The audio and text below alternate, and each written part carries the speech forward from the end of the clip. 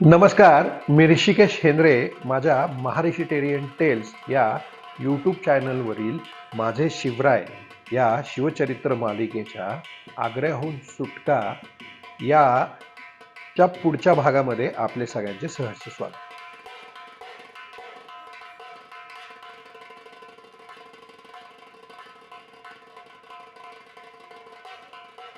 औरंगजेबाच्या हुकुमाप्रमाणे फौलाद खानाने आपल्या घोडदळ पायदळ सैनिकांसह तोफखाना घेऊन शिवाजी महाराजांच्या डेऱ्याला वेढा घातला. महाराजांचा डेरा रामसिंहाच्या छावणीच्या शेजारी होता, म्हणजेच शिवाजी महाराजांच्या बरोबर असलेल्या लोकांचे तंबू सुद्धा महाराजांच्या डेऱ्याच्या आजूबाजूला असणारच. त्यांचे लोक आपल्या राजाच्या सुरक्षितेसाठी साहजिकच त्यांच्या डेऱ्याच्या आजूबाजूलाच तंबू टाकणार. म्हणजेच आता महाराजांच्या भोवताली त्यांचे 300 ते 350 लोक, त्यांच्या भोवती रामसिंहाचे लोक, कारण रामसिंहावर दुहेरी जबाबदारी होती. एक म्हणजे महाराज पळून जाऊ नयेत ही, आणि दुसरी म्हणजे महाराजांचे फौलाद खानाच्या फौजेपासून रक्षण करणे ही. आणि म्हणूनच शिवाजी महाराजांच्या लोकांच्या भोवती रामसिंहाच्या लोकांचे सुद्धा डेरे होते. म्हणजे आता महाराजांच्या डेऱ्याच्या भोवती त्यांचे स्वतःचे लोक, त्यांच्यानंतर रामसिंहाच्या लोकांचे डेरे, आणि त्यानंतर फौलाद खानाच्या सैनिकांच्या चौक्या आणि त्याचा तोफखाना, अशा तिहेरी विळख्यामध्ये महाराज आता अडकले होते. शिवाजी महाराज 25 मे 1666 रोजी औरंगजेबाच्या नजरकैदेत अडकले. इकडे स्वराज्यात जिजाऊ साहेबांच्या नेतृत्वाखाली पेशवे मोरोपंत, मुजुमदार निळोपंत, सरनौबत प्रतापराव गुजर आणि असंख्य असे महाराजांचे सहकारी स्वराज्याचा कारभार डोळ्यात तेल घालून अगदी चोखपणे चालवत होते. स्वराज्याचे गड किल्ले आणि प्रत्येक ठाणे शत्रूशी प्रतिकार करण्यासाठी अगदी सज्ज होते. आणि अचानक औरंगजेबाने शिवाजी महाराजांना आग्र्यामध्ये त्यांच्या निवासस्थानी कैद केले आहे ही बातमी विजेचा लोळ होऊन स्वराज्यावर कोसळली. स्वराज्याच्या काळजाचा ठोका चुकला, कारण त्यांच्या काळजाचा तुकडा शत्रूच्या कैदेत सापडला होता. जिजाऊंसह संपूर्ण स्वराज्य महाराजांच्या आत्यंतिक काळजीने कष्टी झाले. देवाला गाराणी घातली जाऊ लागली आणि नवस बोलले जाऊ लागले. सगळेजण महाराजांच्या काळजीत पडले होते.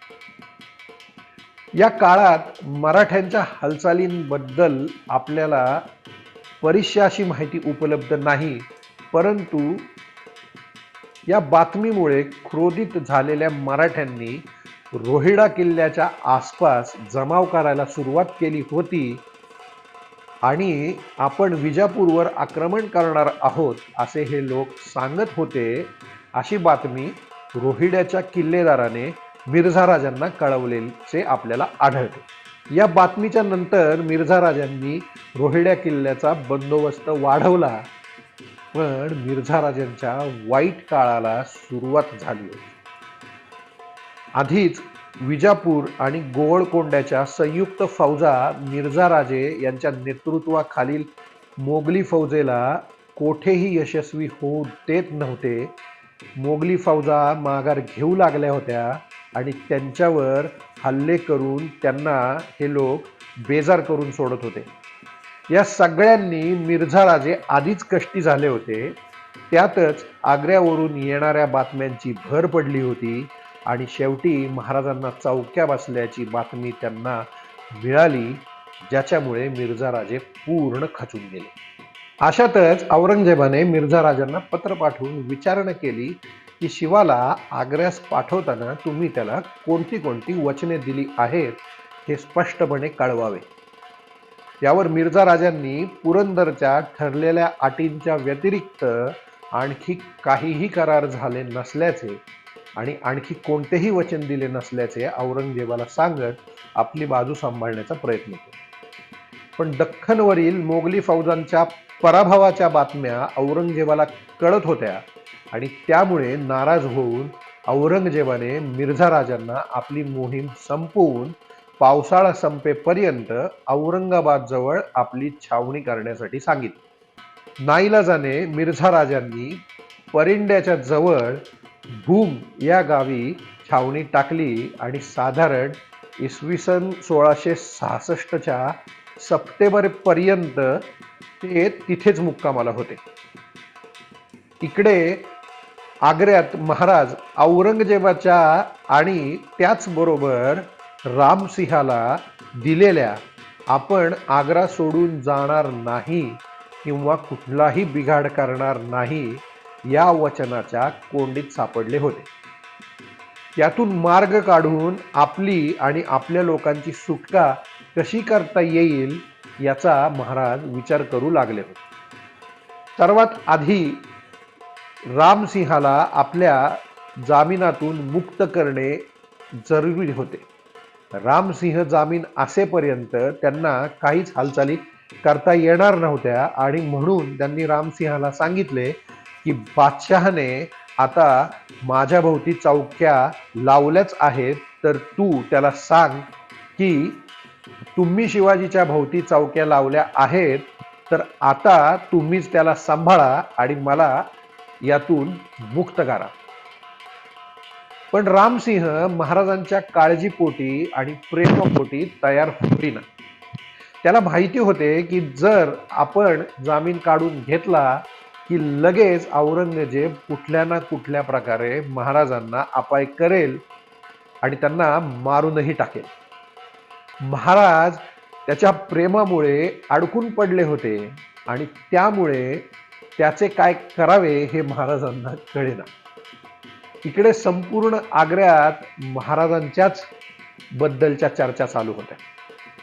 काहींना महाराजांच्या बद्दल सहानुभूती होती तर काहींना भीती.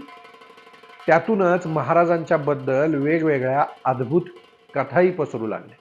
महाराज आपल्याला अनुकूल असलेल्या दरबाऱ्यांच्या संपर्कात राहून आपली बाजू त्यांनी दरबारात मांडण्याचा प्रयत्न करत असतानाच महाराजांचे शत्रू सुद्धा शांत नव्हते. त्यांच्या महाराजांविरुद्धच्या कारवाया चालूच होत्या. शाहिस्तेखानाने औरंगजेबाला पत्र पाठवून सांगितले की शिवा अत्यंत धूर्त आहे, हजरतांनी त्याला मारून टाकले पाहिजे. त्याला मारणार नसेल तर मी मनसब सोडून फकीर होतो. मारवाडचा राजा जसवंत सिंह सुद्धा औरंगजेबाचे कान भरतच होता. असे म्हणतात की स्वतः बादशहा सुद्धा महाराजांच्या भीतीने जेव्हा जेव्हा नमाजासाठी मशिदीत जात असे त्याच्या जाण्या येण्याच्या मार्गावर कडक पहारे ठेवले जात. बादशहाच्या स्वतःच्या राजधानीमध्येच बादशहाची स्वतःचीच ही हालत होती. महाराज या कैदेतून कसे सुटता येईल याचा विचार करत होते. महाराज अगदी राजधानीमध्येच आपल्या साथीदारांसह कोंडले गेले होते. कधीही त्यांच्या सगळ्यांच्या जीवाला अपाय होऊ शकत होता. अत्यंत बिकट वेळ होती. महाराजांना लवकरात लवकर या कैदेतून सुटून जागण्याचा मार्ग शोधायचा होता. दुसरीकडे औरंगजेबही महाराजांचे काय करावे या विचारात होता. त्याला काय निर्णय घ्यावा हे कळत नव्हते. महाराजांना त्याने काही तर करूनच टाकले होते, पण महाराजांच्या जीवाला जर काही अपाय झाला तर रामसिंह आणि मिर्झा राजांच्या पक्षातील सगळे राजपूत सरदार उठाव करतील अशी त्याला भीती होती. असाच उल्लेख आपण थेवेनॉटच्या वृत्तांतात सुद्धा पाहिला. दक्षिणेत मिर्झा राजांना आदिलशाही विरुद्धची मोहीम त्याने थांबवायला सांगितली होती. जर महाराजांना काही अपाय झाला तर आदिलशहा, कुतुबशहा आणि मराठे एकत्र येऊन मोगली फौजेच्या विरुद्ध उठाव करतील ही त्याची दुसरी भीती होती. याचबरोबर महाराजांना तो फार काळ कैदेत पकडून ठेवू शकणार नव्हता याचीही त्याला खात्री होती.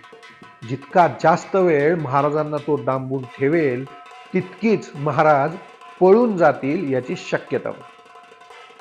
औरंगजेबाला पूर्णपणे खात्री होती की महाराजांचा काटा काढल्याशिवाय दक्षिण आपल्या आधिपत्याखाली येणार नाही आणि त्याचमुळे त्याने महाराजांना ठार मारायचे मनाशी पक्के ठरवलेच होते. त्यामुळे आता तो योग्य त्या संधीची वाट पाहत होता आणि सगळ्यांना पटू शकेल असे एखादे कारण शोधत होता. कैदेत असताना सुद्धा महाराजांनी आपल्याला अनुकूल असलेल्या दरबाऱ्यांना मोठ्या प्रयत्नांनी आपल्या बाजूला करून घेतले होते. महाराजा जसवंत सिंह सोडला तर उर्वरित सर्व प्रमुख दरबारी म्हणजेच जाफर खान, मोहम्मद अमीन खान आणि अगदी जहानारा बेगम सुद्धा आता महाराजांचे स्नेही झाले होते. आपला काहीच दोष नसताना अभयाचे वचन दिले असताना सुद्धा औरंगजेब आता आपल्या जीवावर उठला आहे हे त्यांनी मोठ्या शिताफीने या सगळ्या मंडळींना पटवून दिले होते. या सगळ्यांची सहानुभूती आता महाराजांच्या मागे होती. यासाठी महाराजांनी मोठे प्रयत्न केले होते आणि या सगळ्यामध्ये बराचसा खर्चही झाला होता. परमुलखात प्रवास खर्चासाठीचे केलेले नियोजन या सगळ्या अनपेक्षित खर्चांमुळे अगदी कोलमडून गेले होते आणि महाराजांना पैशाची चणचण भासू लागली. त्यावेळी महाराजांनी रामसिंहाकडून 66,000 रुपये उधार घेतले आणि त्याला तेवढ्याच रकमेच्या हुंड्या म्हणजे प्रॉमिसरी नोट्स लिहून दिल्या. रामसिंहाने त्या मिर्झा राजांकडे दख्खनला पाठवल्या आणि राजगडावरून महाराजांच्या माणसांनी ती रक्कम मिर्झा राजांकडे जमा केली.